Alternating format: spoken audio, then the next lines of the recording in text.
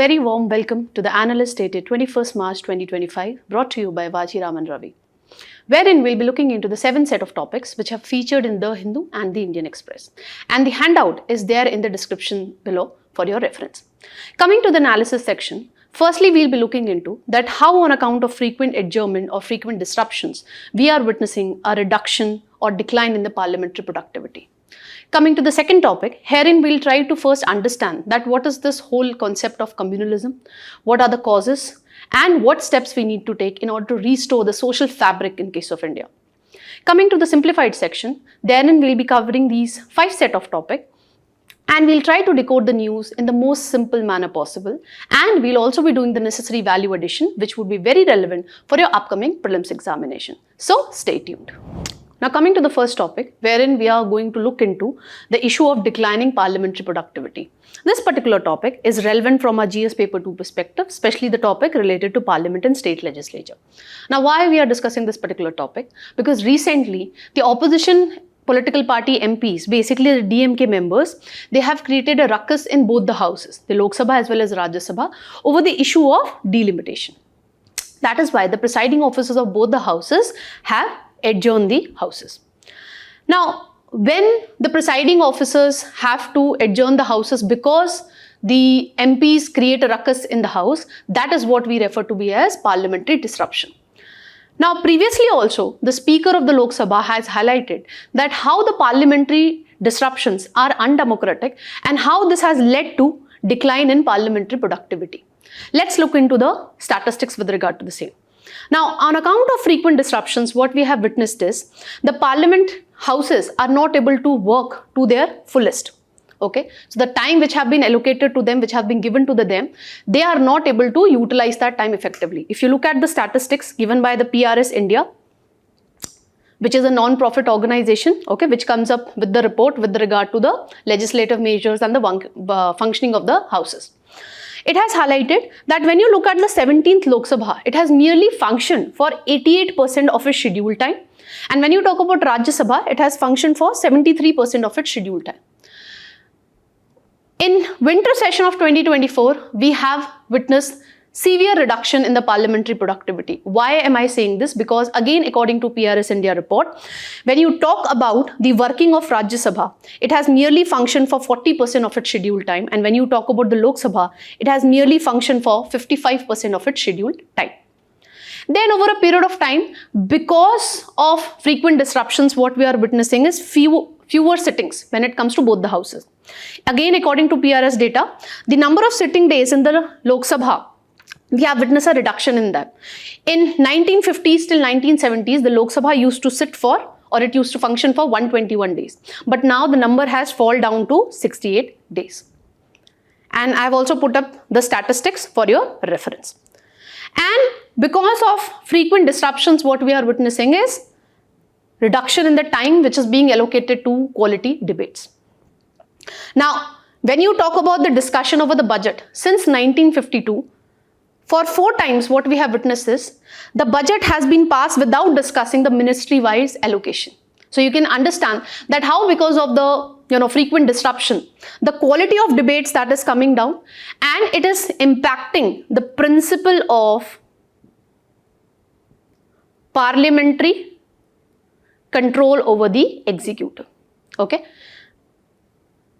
When the parliament would not be giving due time to discussion when it comes to debate, when it comes to different legislations, when it comes to the budget, it obviously means that the parliament is losing its control when it comes to the executive, which is problematic for India.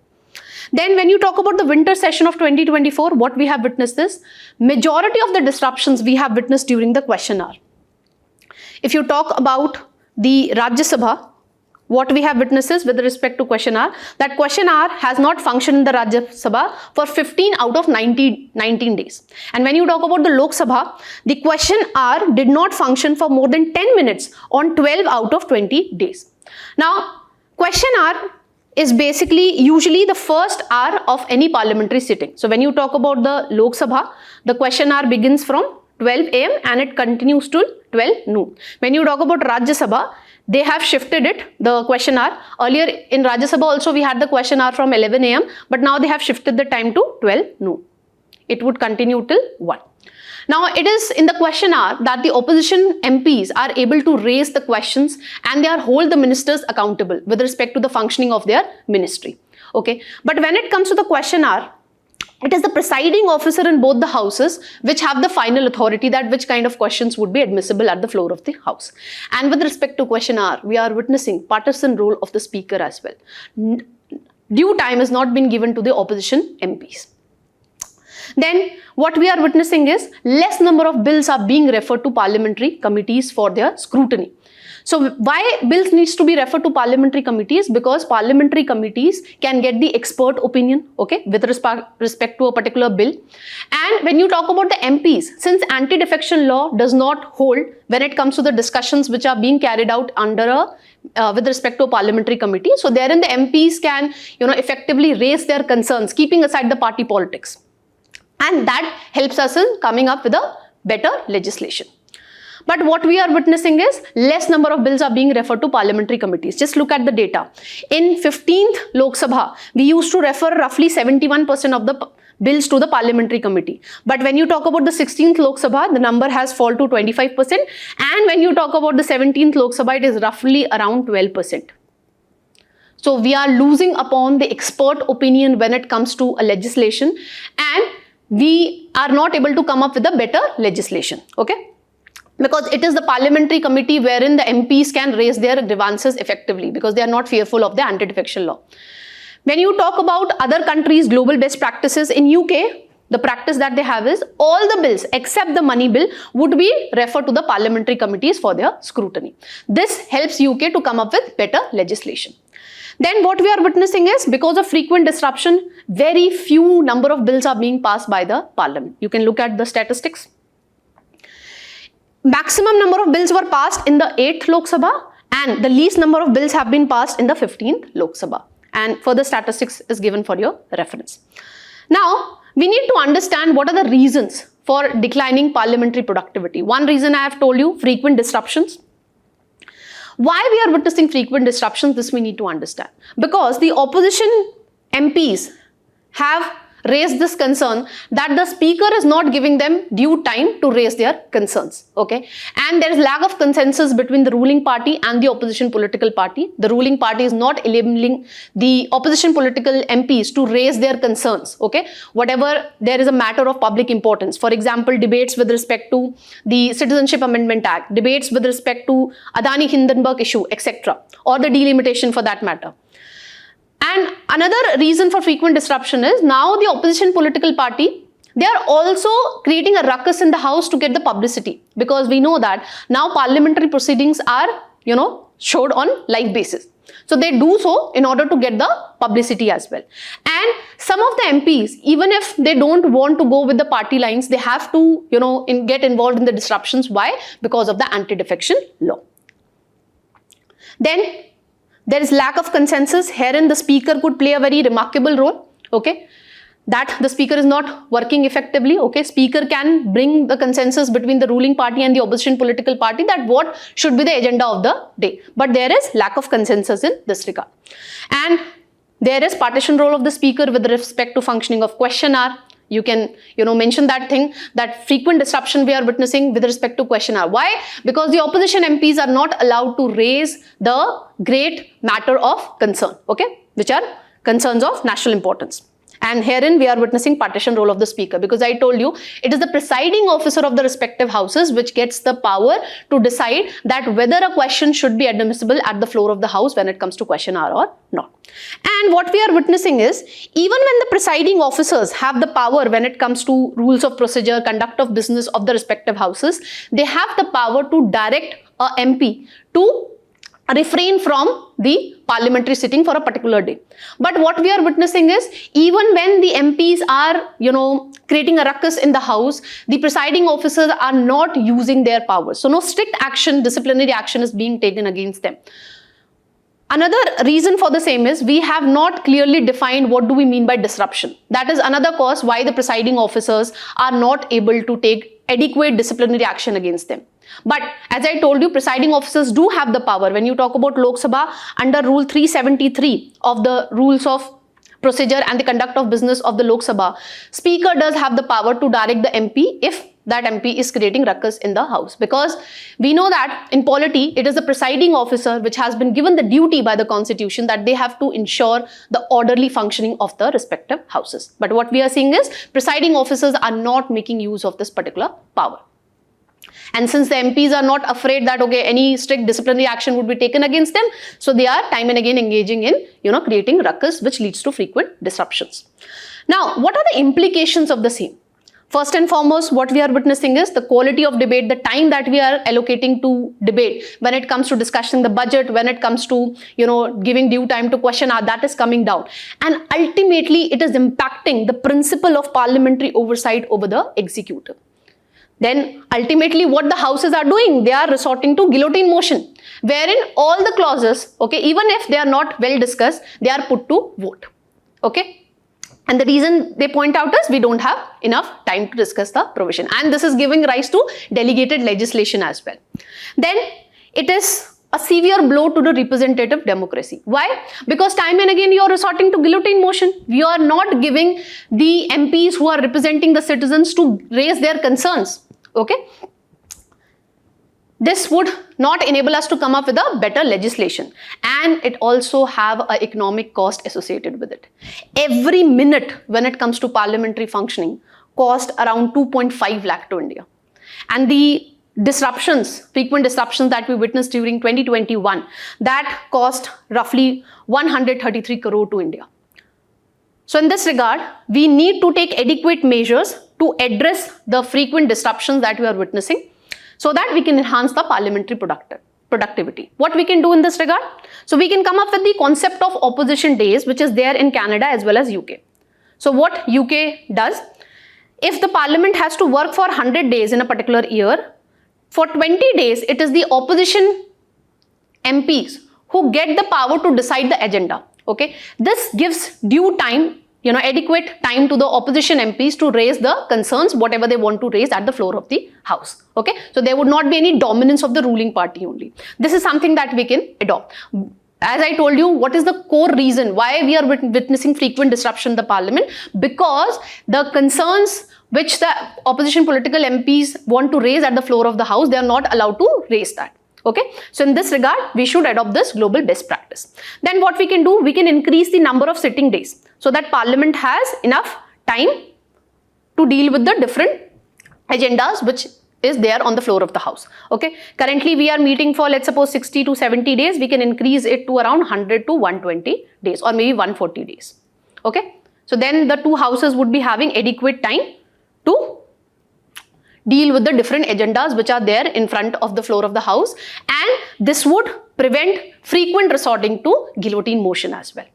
Then we need to define disruption. As I told you, one of the reason why the presiding officers are not able to take adequate behavioral action against the MPs who are creating ruckus at the floor of the house, the reason being we have not clearly defined what do we mean by disruptions. So we need to clearly define it. What do we mean by disruption? Only then the presiding officers would be having adequate powers to deal with the matter and take adequate behavioral action against such MPs who are creating ruckus at the house. Then we can build effective consensus between the ruling party and the opposition political party when it comes to deciding the agenda for the day. And herein, the speaker can play a very remarkable role. And when it comes to Rajya Sabha, the presiding officer there can also play a very remarkable role. That would pave a long way in reducing the parliamentary disruption and hence enhancing the parliamentary productivity. And lastly, the parliamentary members have pointed out that we can come up with the parliamentary disruption index, we can come up with the productivity matrix as well, wherein we can monitor that how well the two houses of the parliament are working. Okay, whether we are witnessing frequent disruptions or not, because when we will be having adequate data, it would enable the different houses to take adequate steps in order to enhance their parliamentary productivity. Remember, if we want to create a vibrant democracy, we need to make sure that our parliamentary debates are of high quality and the different representatives, okay, are able to raise their concerns effectively, only then we'll be able to come up with effective legislation which would be taking into account the concerns of different sections of the Indian society. That's all that we have to look into when it comes to this particular topic. I have framed a practice question for you. Do practice this question and do let us know the answers in the comment section. Let's move on to the next topic. Now on the next topic, what we are going to look into, we are going to understand this issue of communalism. Why we are discussing this particular topic? Because recently we are witnessing some communal related violence in Nagpur. Why we are witnessing this violence in Nagpur? Because there are rumors that a holy cloth has been set ablaze or has been put on fire by some Hindu groups, and certain Hindu groups are demanding for the removal of Mughal Emperor Aurangzeb tomb. Okay. Now in this backdrop, what we need to understand is, what is this whole idea of communalism? Now, if you go by Rajni Kothari, who is a political scientist, according to him, communalism basically refers to a tendency for religious communities to view themselves as discrete and antagonistic entities. That means, when you talk about communalism, if there are two religious communities, they see themselves as different entities. They don't see anything in common. And this actually fuels the ideology of division. When you talk about communalism, if there are two individuals A and B and they belong to a particular religious community, let's suppose M I am writing. So according to the idea of communalism, if two individuals belong to a similar religion, then they would be having not just common religious interests, but they would be having in common the secular interest. I am talking about political, economic and social interest. And one step further if you go, communalism also, the extreme version of communalism points out that if there are two religious communities, the members belonging to each religious community would be having common secular interests. That means the social, political, economic interests, and the secular interest of two religious communities are in conflict with each other. Okay, that basically leads to a sense of us versus them. Now, when you talk about communalism, there are different degrees of communalism. One is the mildest one, okay, wherein we say that the members who belong to a particular religious community, that is A, they would be having common secular interest. Okay. Then when you talk about the moderate communalism, it highlights that if there are two religious community, the members would be having common, the members of religious community A would be having common secular interest, and the similar would be with religion B. And these two religious community would be having different secular interest. The problematic thing is extreme version of communalism, wherein the two religious communities start, thinking, they have the sense that their secular interests are in conflict with the other religious community. Okay, so this leads to a zero-sum game. Zero-sum game means if this community would be winning, then this community has to lose. Okay, and they actually promote a sense of religious superiority, which lead to ultimately the communal rights that we have witnessed in Delhi in 2020, we have witnessed in Kashmir in 1990s, we have witnessed the Muzaffarpur riot in 2013. Now, what different types of communalism that we have? Now, when you talk about assimilationist communalism, herein we are trying to assimilate or integrate the smaller religious community into a bigger one. Example could be Hindu Code Bill, which is applied not just to Hindus, but it is applicable on Sikh, Jain and Buddhist. Then we have welfarist type of communalism, wherein the government would be coming up with special or some type of particular welfare schemes, specially catering to a particular religious community. Then we have retaliatory type of communalism, wherein one religious community start hurting the members of other religious community. Okay, this basically could be referred to the different types of communal rights that we have witnessed in Muzaffarpur, in Delhi in 2020, etc. Then we have separatist type of communalism, wherein members belonging to one religious community, they start thinking that they have a distinct ideology and they start demanding for a separate region for them. For example, demand for Greater Nagaland, demand for Bodoland, etc. Then we have retreatist type of communalism. In this, the community members, okay, belonging to a particular religious community, they would start refraining from engaging in the mainstream society. For example, when you talk about Bahamism faith, okay, therein the members of this particular religious community are discouraged from involving in party politics. Then we have most extreme type of communalism, that is secessionist type of communalism, wherein a particular religious community start demanding cessation from the larger community, okay, from the larger nation. The example could be demand for a separate Sikh state, okay. This was based on Khalistan movement. So these are the different type of communalism that we have. Now, when you talk about India, what are the causes? Why we are witnessing communal rights time and again since independence? So first is the historical factors. We know that Britishers time and again use the carrot and stick policy when it comes to Hindus and Muslims. So they time and again tried to divide Hindus and Muslims on religious lines. And this actually sowed the seeds of distrust among the two religious communities. And to add up to that, we have different revivalist movements which were there during the 90s and 19th and 20th century. Okay, example could be your Arya Samaj movement, Deoband movement, Wahhabi movement, etc., which actually fueled this distrust which the different religious community were having with respect to each other. And all this ultimately culminated into partition of India. And we witnessed a lot of communal riots, a lot of bloodshed when we, partitioned from Pakistan. Then there are political factors. Time and again, the political leaders make use of vote bank politics. Previously, this Babri Masjid and Ayodhya case have been politicized previously in order to get the vote back. And why the political leaders are able to do so?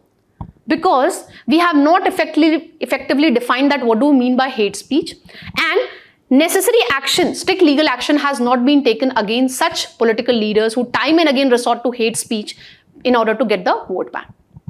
Then there are economic factors also. If you look at Muzaffarpur riots in 2013, majority of the people who are actually, part of this communal riots, they were basically the unemployed youth.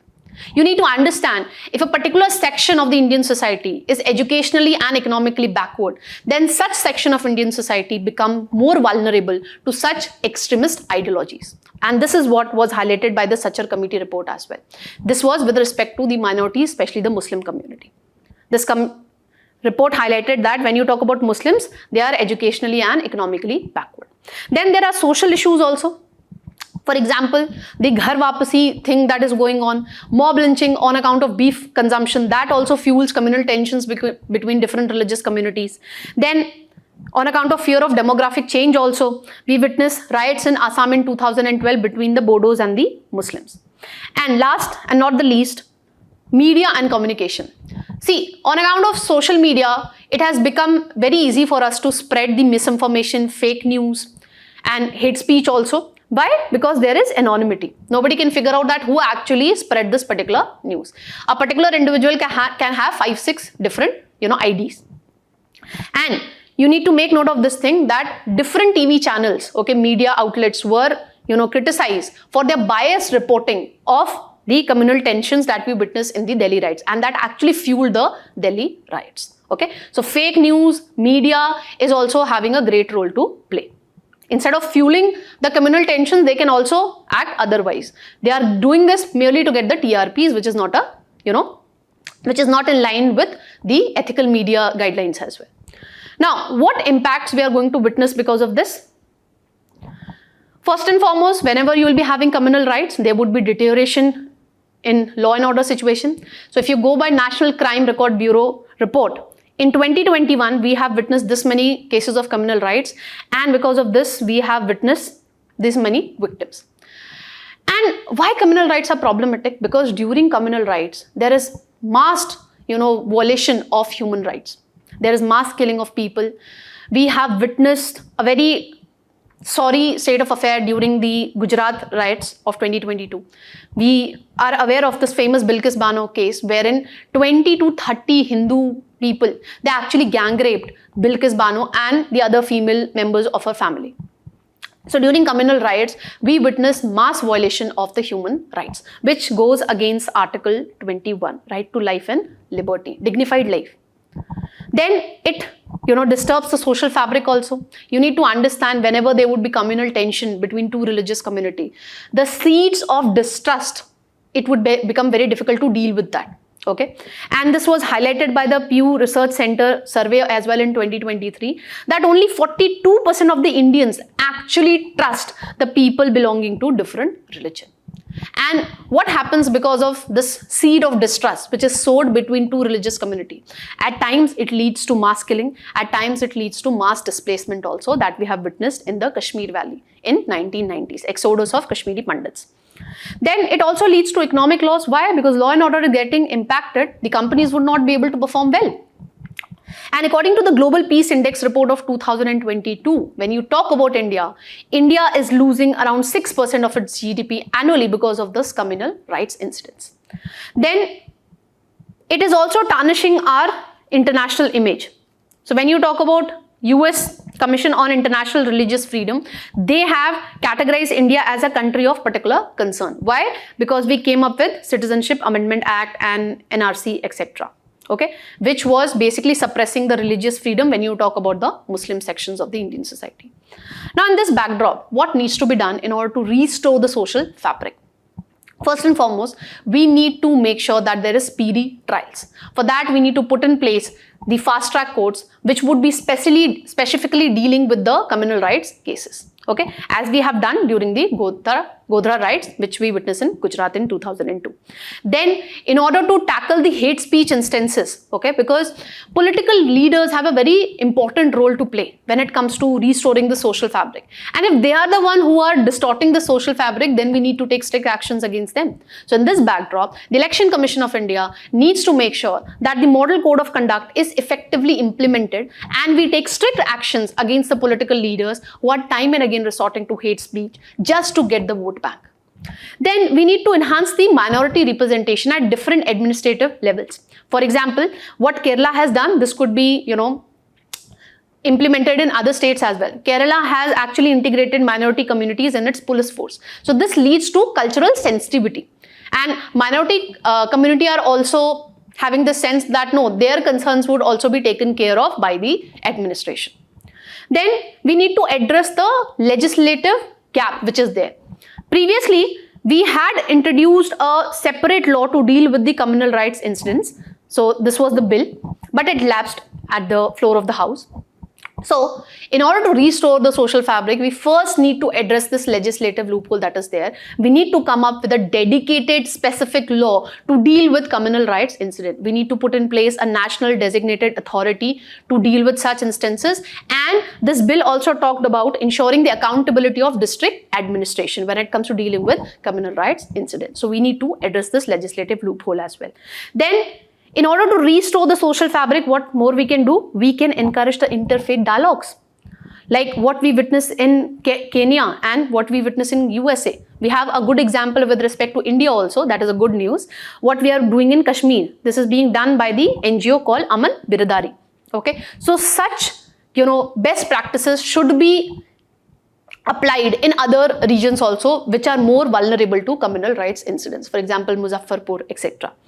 Then we need to promote value-based education that would inculcate the values of tolerance and the respect for religious diversity from the very childhood.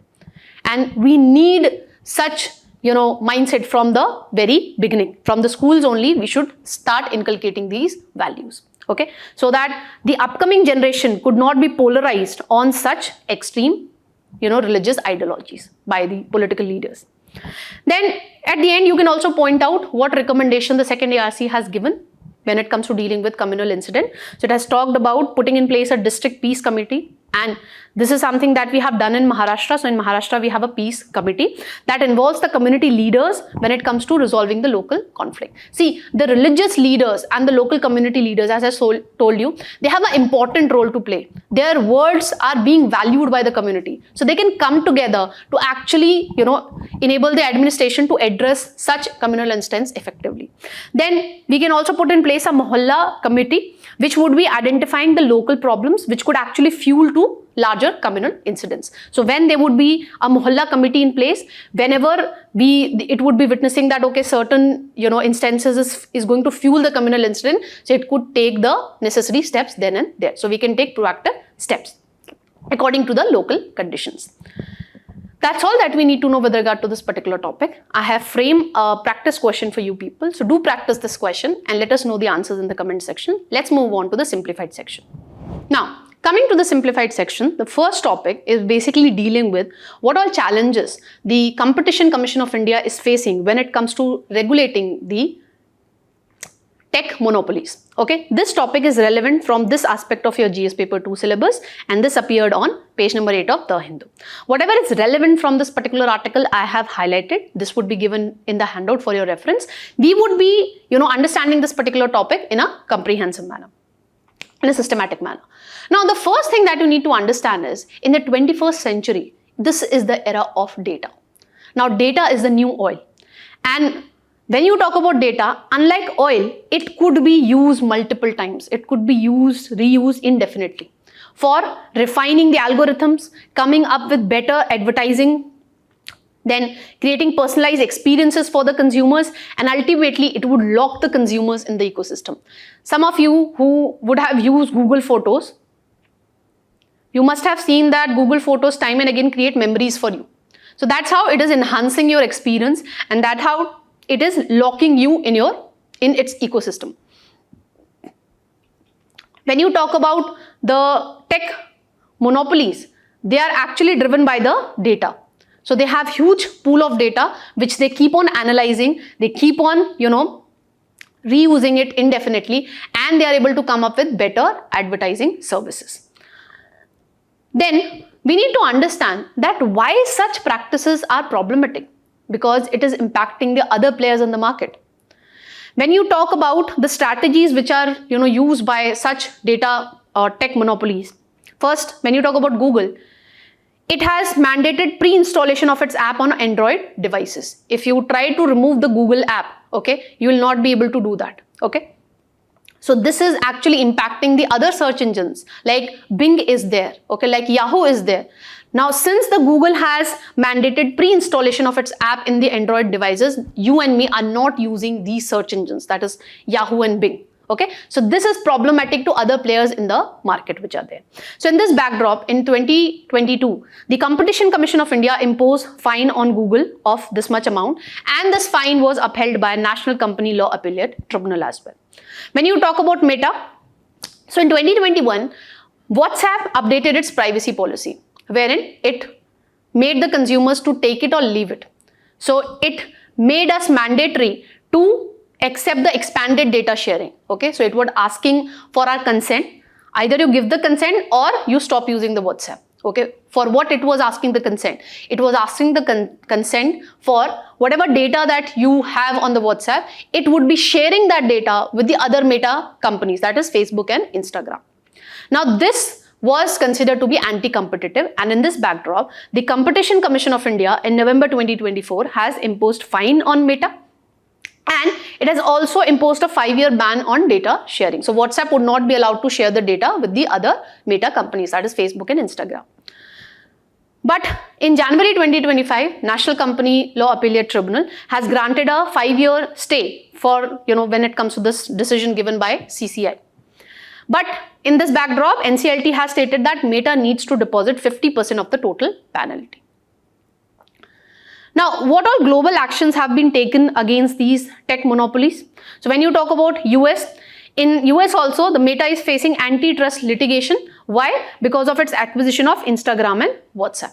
And previously also we have witnessed antitrust litigation against Microsoft. And because of these antitrust litigation, now the Microsoft is accessible to other third parties also, and that is how we have witnessed a flexibility when it comes to PC manufacturing.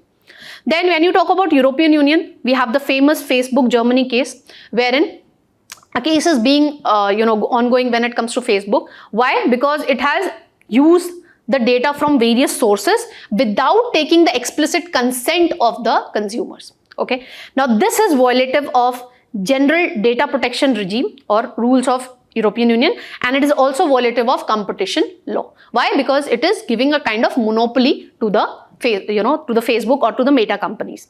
Then Meta is also under scrutiny for its ad-supported subscription service. You must have also seen this when you talk about Netflix or when you talk about Amazon Prime. They would be time and again giving you this popping that if you go for ad-free, you need to pay this particular price. So this tactics is being used by time and again when you see any kind of movie or web series on these particular platform.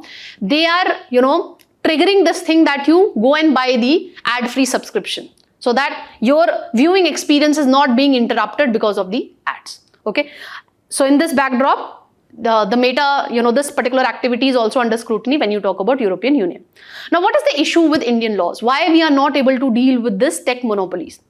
Because when you talk about the Competition Act, which actually deals with anti-competitive activities, it is basically targeting the price-based dominance. Okay, it basically deals with predatory pricing. Predatory pricing means a company would lower the price till such an extent that it becomes difficult for the other market players to keep on functioning and get the adequate profit. So ultimately it would wipe out the competitors, and once the competitors would be wiped out, again this company A would increase the price manifold to recoup the losses. Okay, this is something we discussed in previous Analyst with regard to quick commerce activity as well.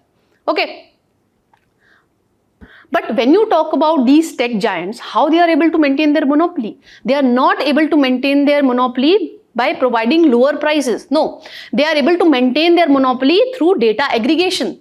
Okay, like what we discussed previously, WhatsApp is going to use its consumer data and it is going to share it with the other meta companies. That would enable them to refine their algorithms, that would enable them to come up with, better targeted advertisements, and this would ultimately lock the consumers in their ecosystem.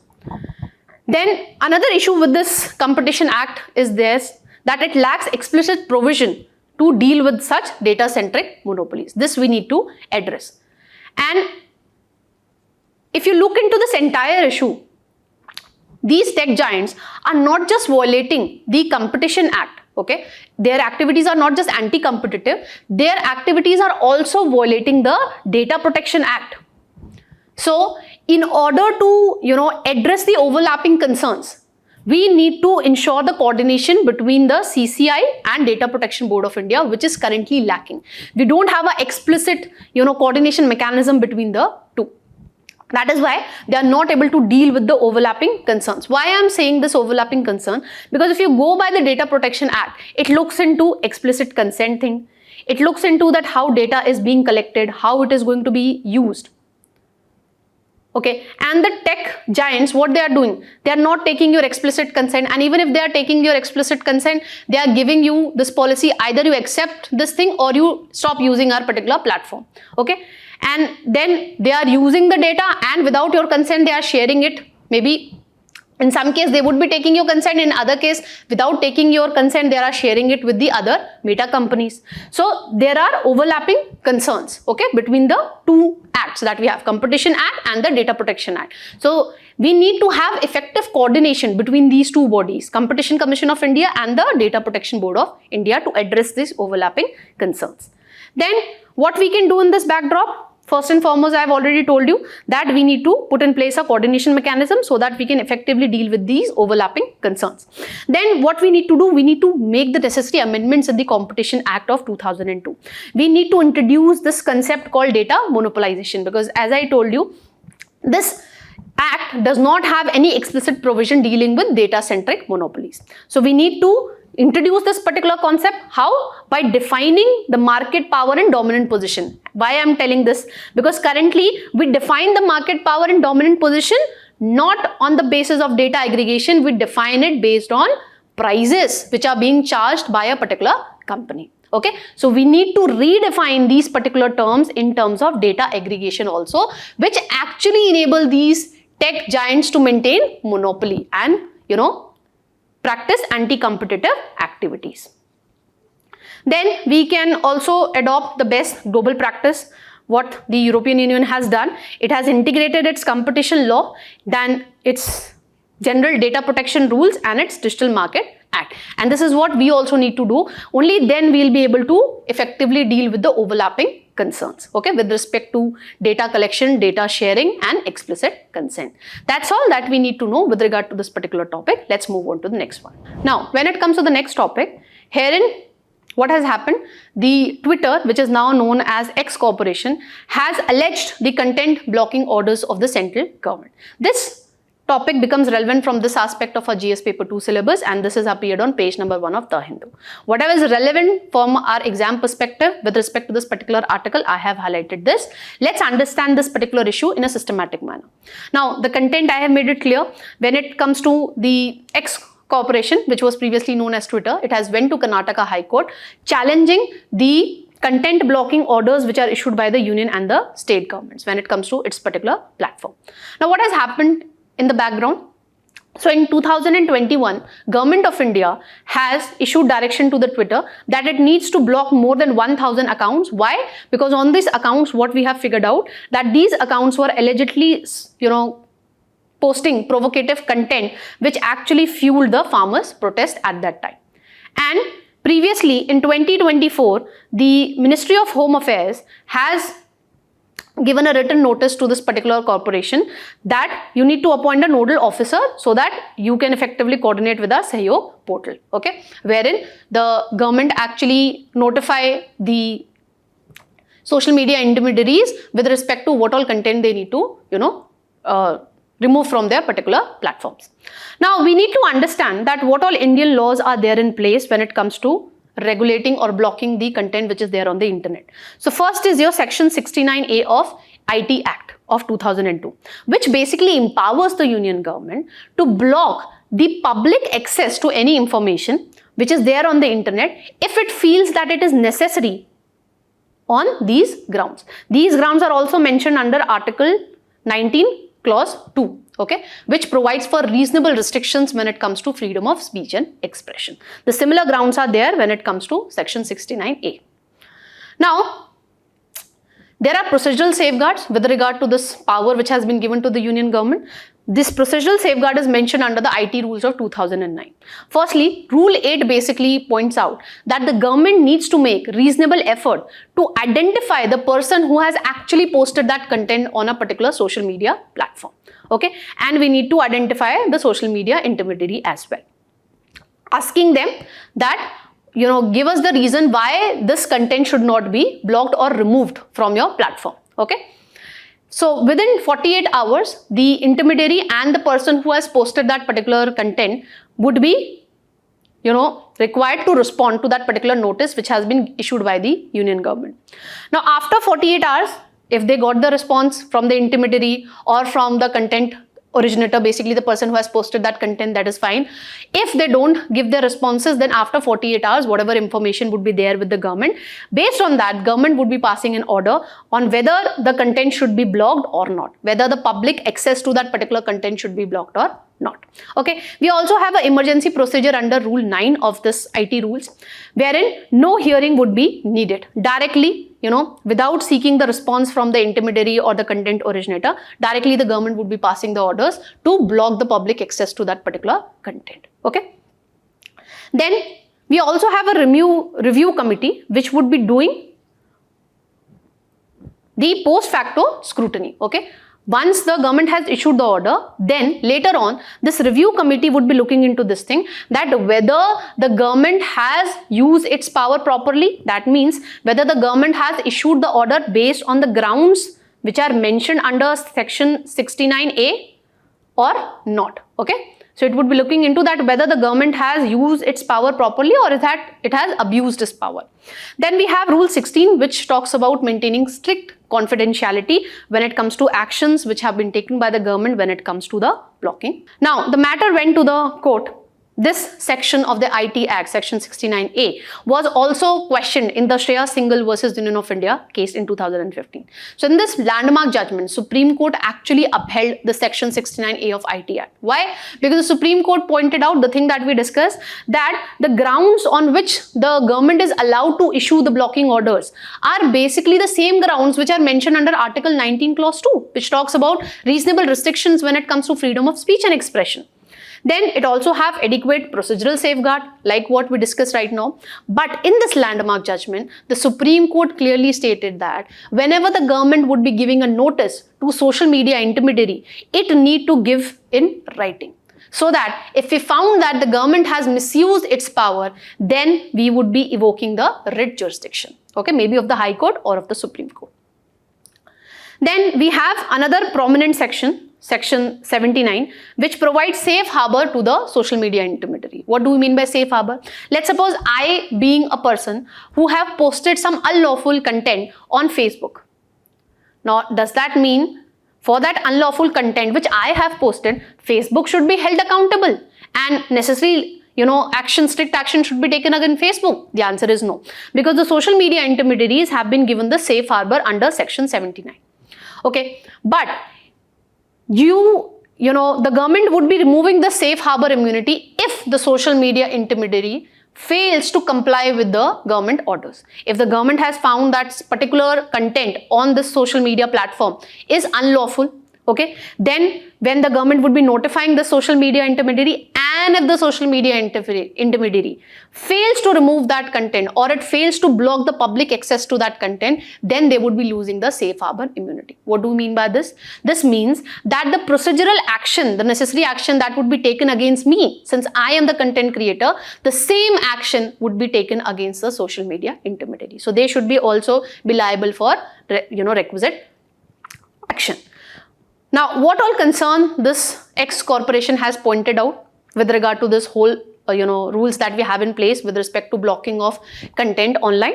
So this corporation has pointed out that the Sahyog portal is actually a censorship portal. Why? Because herein, from the union ministry to a local police station also, everybody is issuing the orders when it comes to blocking the content on the online platform, basically the Twitter platform. And all of these, government agencies are actually issue this particular order with the template of union government. Okay. But according to the laws, it is only the union government which is allowed to do so. Then how the local police stations are actually issuing the blocking orders? That is something which the High Court would be looking into.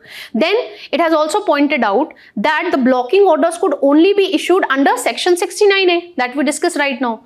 It cannot be issued under Section 79 Clause 3 Subclause B. Okay, which basically talks about safe harbor immunity, and it basically talks about when the safe harbor immunity would not be available to the social media intermediary. Okay, that's all. Let's see what the Karnataka High Court is going to decide on this particular matter. Then we'll be discussing it further. That's all that we need to know with regard to this particular topic. Let's move on to the next one. Now coming to the next topic, which is basically talking about the windfall tax. This topic becomes relevant from our economics section of our prelim syllabus, and this was figured on page 12 of The Hindu. Now, when it comes to the context, what is the context? The petroleum minister has highlighted that the oil and gas companies would not have to face the windfall profit tax which they usually have to face once the Oil Fields Regulation and Development Bill 2024 would come into force, okay, when it comes into effect. This bill has been already been passed by the both houses of the parliament. It is waiting for the presidential assent. Now, we need to understand that what is this windfall tax all about? Now, in our childhood, normally we used to put a lot of effort to get a mango from a tree. But whenever there are, huge storms going on, the mango used to fall on the ground, and for that you are not doing any such efforts. Okay, the similar is the situation with the companies. Herein, this tax is imposed on the companies which are making unexpected, higher profits for a particular thing for which they have not given any effort. They have not invested in any new technology. They have not improved their production procedure. But then also they are making, higher profits. Why? Because of some unexpected situation. Maybe there is commodity shortage. Maybe wars are going on. So because of wars, what has happened? The price of oil has shooted up. So because of these oil companies are making a lot of profit. Okay. So when you talk about windfall tax, it is mostly imposed on oil, gas and mining companies. Now we need to understand further the key provisions of Oil Fields Regulation and Development Bill of 2024, which is going to come into effect soon after it gets the assent of the president. Firstly, what we have done is we have expanded the definition of mineral oils. Okay, so now it would be including hydrocarbons, coal bed methane, shale gas, and we have excluded coal, lignite and helium. Then we have introduced the petroleum lease, which is going to replace this mining lease. Mining lease basically means if I think that in this particular region A, I would be finding oil, okay, or coal bed methane, I have to take mining lease. But what happens if I actually do not find any oil or hydrocarbon there? Okay, so that is why we are coming up with the petroleum lease, which would be giving the companies The power to first do the exploration, prospecting, then once they find it, then they can do the production and disposal of mineral oils. So they don't have to bear the loss entirely. Then we have given more powers to the central government. So it would be central government which would be having the power to merge the petroleum leases, sharing production, processing facility between the two companies, environmental protection, emission reduction, etc. Then with the help of this particular bill, what we have done, we have decriminalized petty offences for which previously you have to face imprisonment. Now what we have stated in this particular bill, for minor offences you merely have to pay a penalty of 25 lakh. And when it comes to looking into this imposition of penalty, this adjudication would be done by a person of joint secretary level or higher, and once the joint secretary has given its opinion or its verdict with regard to this adjudication of penalty, then for further appeal special appellate tribunal would be created under the Petroleum and Natural Gas Regulatory Board Act of 2006. That appellate tribunal would be looking into the adjudication related matters with respect to penalty. Now this bill is going to bring a lot of private investment according to our petroleum minister when it comes to the oil and gas sector, and this would enable us to reduce our import dependency because we are importing majorly 80% of our oil needs. Okay, so this is going to change the overall picture. That's all that we need to know with regard to this topic. Let's move on to the next one. Now the next topic is related to habitual offenders laws, and this is relevant from our polity section with respect to our prelim syllabus. Now whatever is relevant I have highlighted for your reference. This you will get in your handouts. Let's decode this particular news in a systematic manner. Now, why we are discussing this whole issue? Because last year, when the Supreme Court was looking into the caste-based discrimination, which is still prevalent in Indian prisons, in that particular case, the Supreme Court also highlighted that why do we need this habitual offenders laws in different states? Why are we categorizing a whole community as habitual offenders? And why this whole issue is important? For this, you need to refer to National Crime Records Bureau. If you look at the number of convicted population in the entire India, in 2022, approximately 2% of the convicted population basically were classified as habitual offenders. And this number is even higher when it comes to Delhi. It is roughly around 21.5%. Now, we first need to understand that from where do we come up with this particular classification? For this, we need to go back to the history.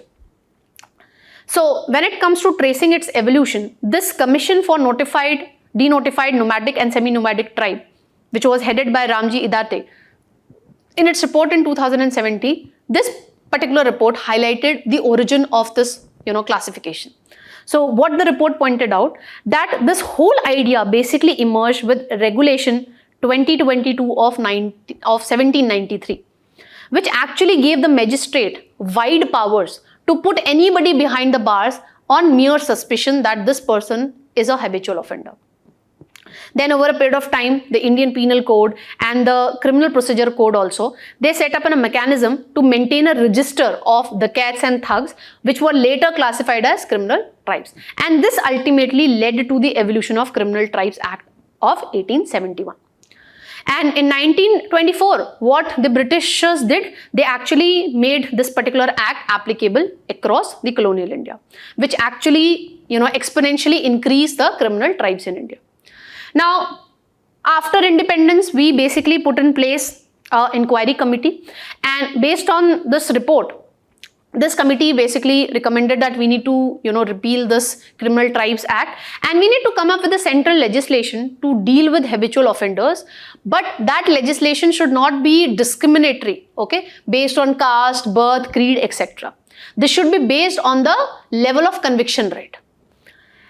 Going by this thing, in 1952, the Government of India actually repealed all the Criminal Tribes Act laws and classified these communities as denotified, nomadic and semi-nomadic tribes. Okay, and the different state governments also, they came up with their Habitual Offenders Act. For example, Rajasthan and Madras. And they basically categorize these communities based on their conviction rate, not merely based on caste. Now, what kind of crimes are basically considered? Okay, so herein we are talking about the thugs, the cats, earning income from prostitution, etc. Now, a turning event took place in 1998, wherein we witnessed custodial death of Budan Sabar in West Bengal. This led to national protest, okay, outrage against this particular habitual offender law. And in this backdrop, what we witnessed, there was an advocacy group which was created, which was named as Denotified and Nomadic Tribes Right Action Group. This group basically actually came up with a magazine also with the name of Budhan. And this group actually studied the deplorable living condition of these particular tribes, and it also pointed out the issues which are faced by these particular tribes. Basically, they are subjected to mob lynching, then they have to witness police atrocities also because they are categorized as habitual offenders. Okay. Now, in the recent October last year judgment, Supreme Court basically questioned the constitutionality of the Habitual Offenders Act which we have across the states. Supreme Court basically pointed out that why are we categorizing a whole community as habitual offenders. And Supreme Court also made a request to the different state government that please let's just review that do we actually need such a law in the present society or not.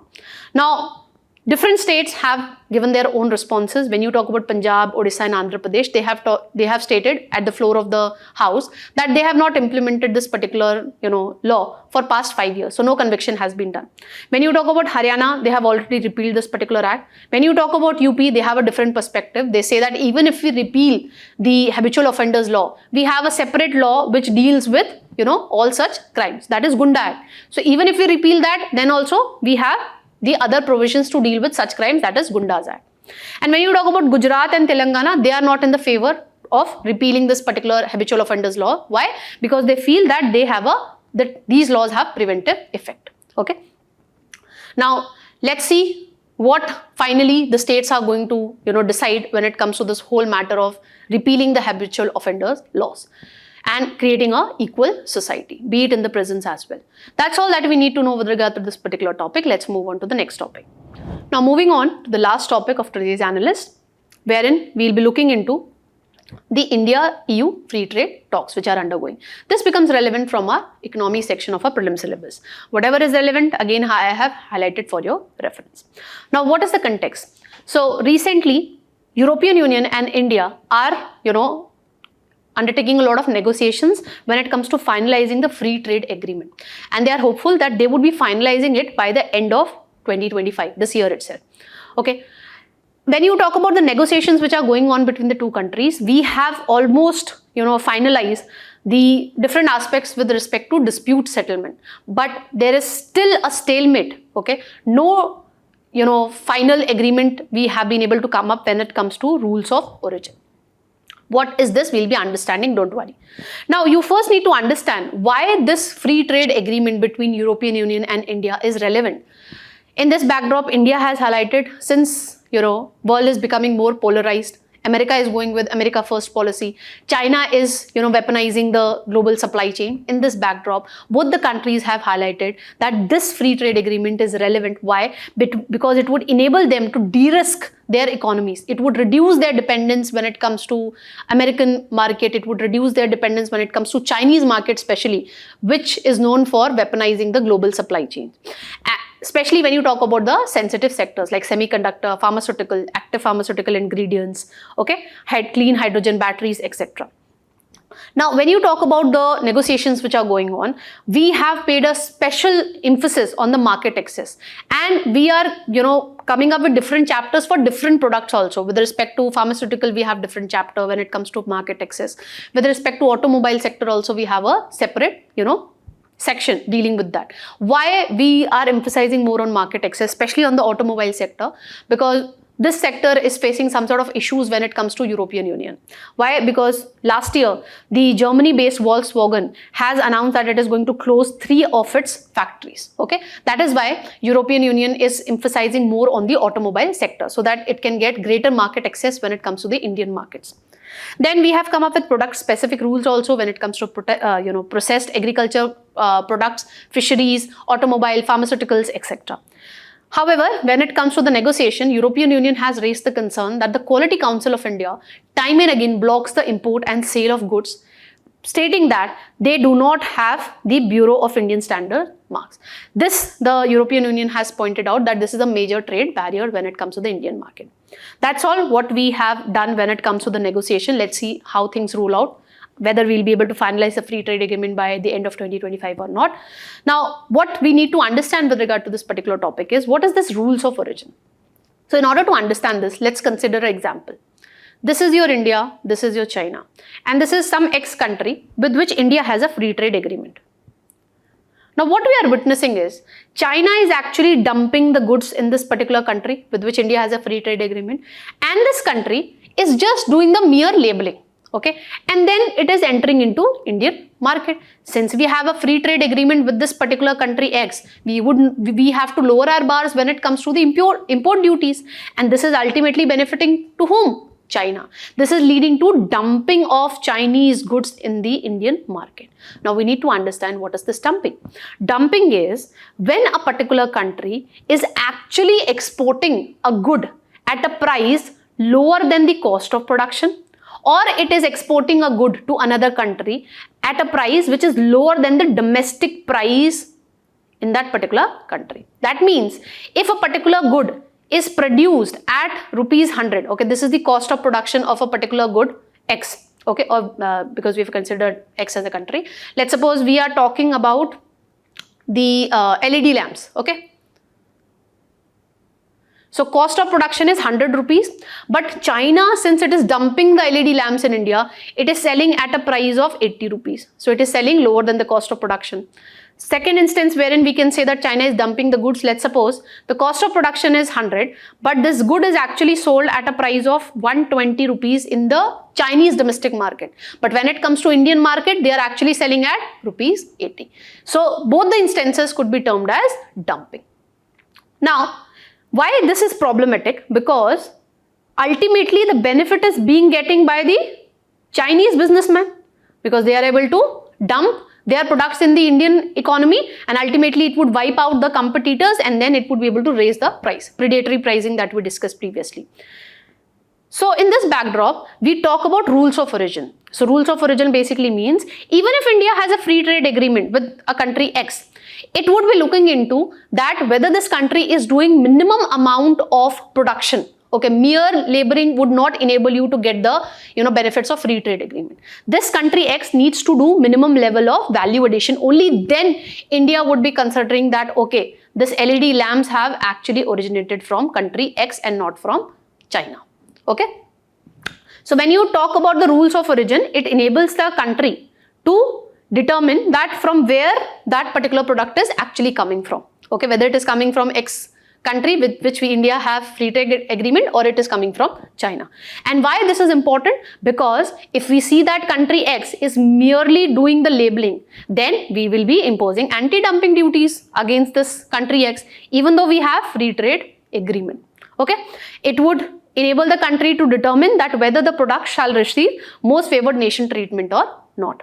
Okay, and we would be setting up that what amount of minimum value addition India wants this particular country X to do. Only then it would be getting the benefit of free trade agreement. Otherwise, it would not be getting the benefits. Okay, so when you talk about GATT, that is General Agreement on Trade and Tariffs, it does not have any specific rules which deals with rules of origin. So a particular country is free to determine its rules when it comes to rules of origin. Okay, that's all that we need to know with regard to today's analyst topics. The quiz would be coming right up next, so don't forget to practice the quiz. Thank you for listening to this very discussion. All the very best. Keep smiling, keep learning.